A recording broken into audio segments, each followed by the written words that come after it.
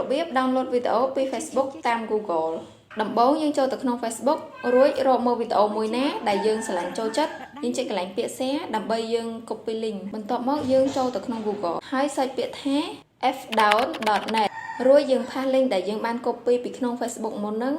ដាក់ចូលនៅក្នុងហ្នឹងមករួចយើងចុចពាក្យថា download យើងឲ្យចូលមកក្រោមបន្តិចមកនៅក្នុងហ្នឹងវាមាន2ជម្រើសដើម្បីឲ្យយើងជ្រើសរើសមួយនៅកម្រិតភាពច្បាស់របស់វាដែលកម្រិតទី1ហ្នឹងគឺជាកម្រិតភាពច្បាស់ធម្មតាហើយកម្រិតទី2ហ្នឹងគឺជាកម្រិតភាពច្បាស់ Full HD ហ្មងនៅក្នុង2ហ្នឹងយើងចុចមួយណាក៏បានដែរនៅពេលដែលយើងចុចហើយយើងរងចាំបន្តិចវានឹងលោតផ្ទាំងខាងក្រោមនេះមកនៅពេលដែលវាលោតអាផ្ទាំងខាងក្រោមហ្នឹងមកយើងចុច download ទៅហើយយើងចុច open ដើម្បីបានរូបនឹងចូលទៅក្នុង photo របស់យើងយើងចុចអាខាងនេះអាខាងលើនេះកន្លែងព្រួញទូចនៅខាងលើហ្នឹងបន្ទាប់មកចុច save វីដេអូជាការស្រេច